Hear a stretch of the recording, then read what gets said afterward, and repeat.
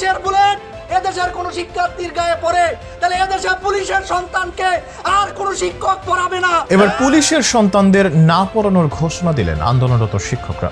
সারা দেশে ঘটে যাওয়া হত্যার বিচারের দাবিতে সম্প্রতি মাঠে নেমেছিলেন মানুষ গড়ের কারিগররা। আর এই দাবি আদায়ে রাজপথে নেমেই ঘোষণা দেন পুলিশের সন্তানদের না পড়ানো। শিক্ষার্থীদের যৌক্তিক দাবি মেনে নেওয়ার বিপরীতে কেন পুলিশ বুলেট ছুড়েছে সেই প্রশ্নের উত্তর এখনো অজানা। কার নির্দেশে পুলিশ গুলি চালানোর সাহস পেয়েছে এ নিয়েও মাথা ব্যথা নেই কারোর। আর জবাবদিহিতা না থাকার কারণে শিক্ষকরা সাফ জানিয়ে দেন, পুলিশ যদি কোনো শিক্ষার্থীর বুকে গুলি ছোড়ে তাহলে তাদের সন্তানদের পড়াবেন না। দেশব্যাপী শিক্ষার্থীদের চলমান আন্দোলনের সাথে একাত্মতা জানিয়ে সেই সাথে শিক্ষার্থী হত্যার প্রতিবাদে নরসিংদীতে বিক্ষোভ মিছিল করেছেন শিক্ষকরা। আর এই বিক্ষোভ সভায় অংশ নিয়ে বিক্ষুব্ধ শিক্ষকরা সাফ ঘোষণা দিয়ে দেন, পুলিশের গুলিতে যদি আরেকটি প্রাণ ঝরে তাহলে তাদের সন্তানদের আর পড়াবেন না। এ সময় শিক্ষকরা দাবি করেন, সারা দেশে নির্মমভাবে শিক্ষার্থীদের গুলি করে হত্যা করা হচ্ছে। তাদের যৌক্তিক দাবি মেনে নেওয়ার বিপরীতে তাদেরকে দমন নিপীড়ন করে দমানো যাবে না। অবিলম্বে এই শিক্ষার্থী সহ সাধারণ মানুষের উপর গুলি বন্ধ করতে হবে। আর যদি কোনো শিক্ষার্থীদের উপর গুলি চলে তবে শিক্ষকদের নেতৃত্বে কঠোর কর্মসূচি দেওয়া হবে। চলমান কোটা সংস্কার আন্দোলনকে কেন্দ্র করে সারা দেশে সহিংসতায় ব্যাপক হতাহতের ঘটনা ঘটেছে।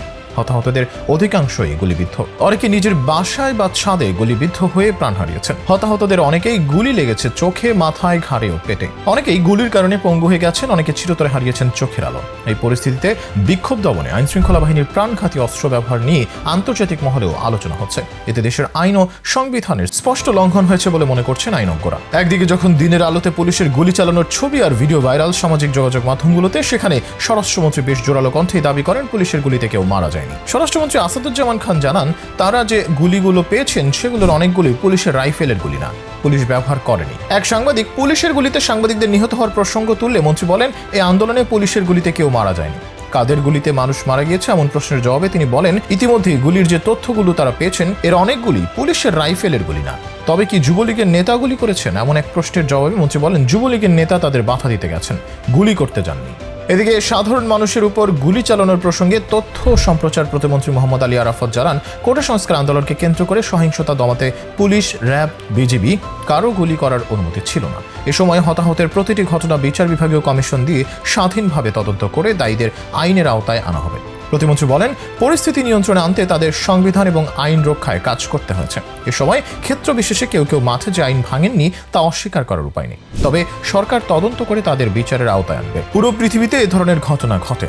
সরকারের দায়িত্ব হলো যারা আইন ভেঙেছে, অন্যায় করেছে তাদের তদন্ত করে বিচারের মুখোমুখি করা। পরিস্থিতি নিয়ন্ত্রণে আনতে গিয়ে পুলিশ কিভাবে সংবিধান লঙ্ঘন করেছে তারও একটি চিত্র সামনে এসেছে।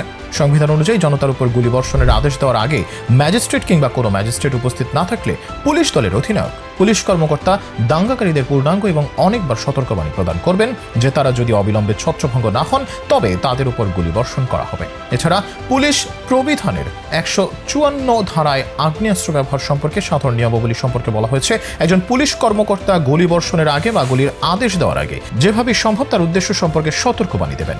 গুলি সব সময় নিয়ন্ত্রিত হবে ও নির্ধারিত লক্ষ্যবস্তুর প্রতি পরিচালিত হতে হবে। সেই সাথে একেবারে অপরিহার্য ক্ষেত্র ছাড়া কোনো বড় রকমের ক্ষতি সাধন করা যাবে না। উদ্দেশ্য সাধিত হওয়ার সঙ্গে সঙ্গে গুলিবর্ষণ বন্ধ করতে হবে। পরিস্থিতি নিয়ন্ত্রণে আনতে গিয়ে কতটুকু সংবিধান মানা হয়েছে তা এখন দিনের আলোর মতোই পরিষ্কার।